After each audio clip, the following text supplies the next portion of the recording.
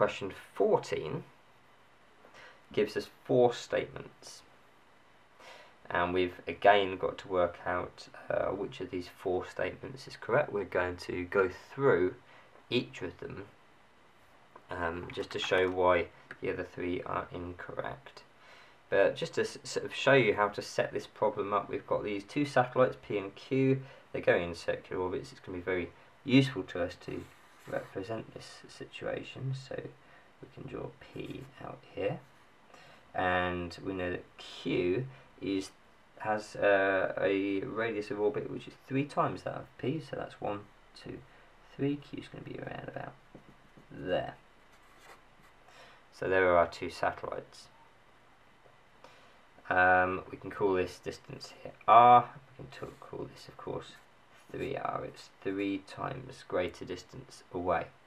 And we're now going to have to try and work out what's happening with the kinetic energies, the weights, the time periods, the speeds, and work out the ratios between those quantities. So the first thing we're going to work out is the speeds, because that's given to us in a very simple equation. So we'll work out whether d is true or false first of all. So this is an object in orbit.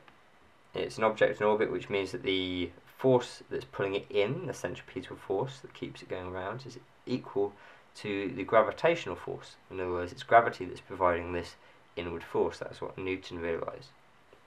So we can say that the force pulling P and pulling Q in is given by mv squared over r, which is the equation for the centripetal force. But we can also say that it's equal to the gravitational force, because it's gravity that's applying it, so it's going to be gm over r squared. So those 2 things are exactly the same value. So we can rearrange this now. We can come up with a term or an equation that will give us what v squared is. We can just times both sides by r first of all. So we know that mv squared is going to be gmm over r, and finally we know that v squared is going to be gmm divided by a little m. Of course, these are going to cancel. So v is going to be given as, oh, we missed that r, didn't we? That's not at all correct. Right, we'll pretend that never happened. We have gmm over r, and we divide that by m. There we go. So it's going to be basically gm over r. Those 2 cancel, and we're going to end up with g big M over r. And of course, the square root that goes over the whole thing.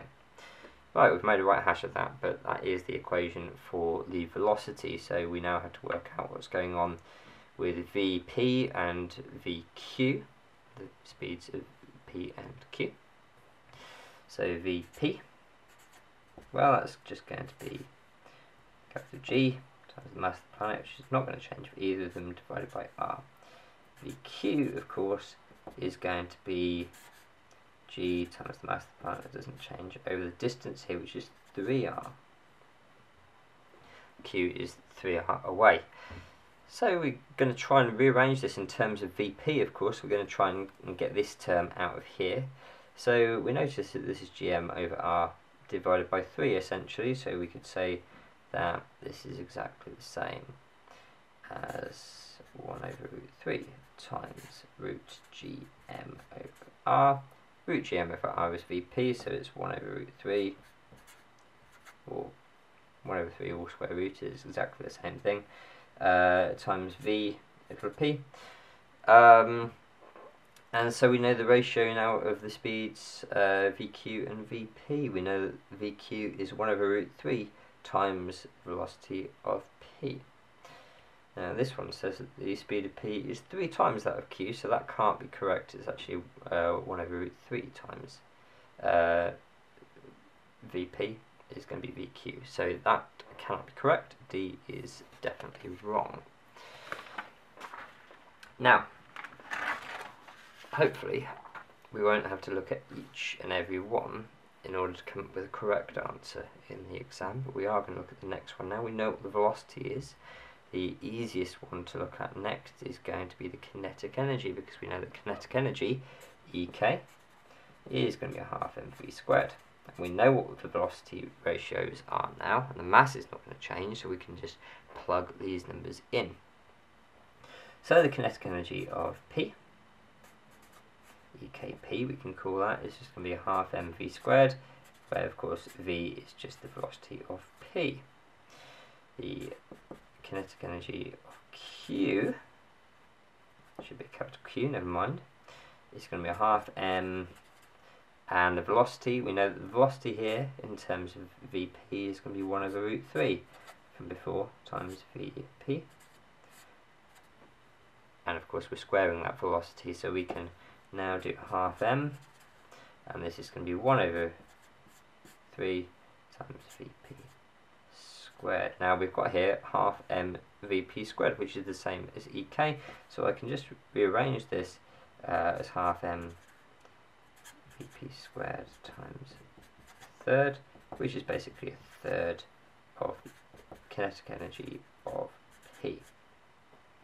So the kinetic energy of Q is going to be a third of P. Now if we look at 14a, the statement is that the kinetic energy of P is greater than that of Q, so this one must be correct. There's no problem with that at all. Now hopefully, again, you'll remember that if an object is orbiting closer than another object, it will be moving faster. It's not just that it has a shorter time period, it's that it's actually moving much faster as well. So its kinetic energy, the closer it is, has to be larger. So if you knew that, that was a nice easy shortcut for that particular question. We're going to very quickly have a look at the other two statements. We'll see if we can get it in before the camera runs out of power. So let's move that across. We've got two statements then. We're looking at the weight and we're looking at the time period of these objects. And hopefully, if we've done this right, we should find that they are going to give us, let's see, both the wrong answer. There we go. So let's have a look at the weight of these objects. We know that weight is given by the equation mg. W is mg. So the weight of P is going to be m times g. Well, we know that g is given again by the formula booklet as capital G, capital M over radius squared. And the radius, of course, is the radius of P. So that's going to be all squared. There we go. And now we want to work out what the weight of Q is, and of course we're working this out in terms of the weight of P. So the weight is just going to be the mass times, again from the equation, gm over r squared, but the r, the radius, is going to be 3r, of course. It's going to be 3 times the radius of P. This is going to be all squared. So this gives us as m, capital G, m, 9 P squared, which of course is just a ninth of what this one was. So it's a ninth of the weight, and it's obvious that the weight of P 3 times that of Q can't be true. The weight of Q is a ninth of what P is. We're remembering, of course, that the mass of the satellites is exactly the same in order to answer this question. Very briefly then, the final one we have to determine is going to be, let's see, the time period. There we are.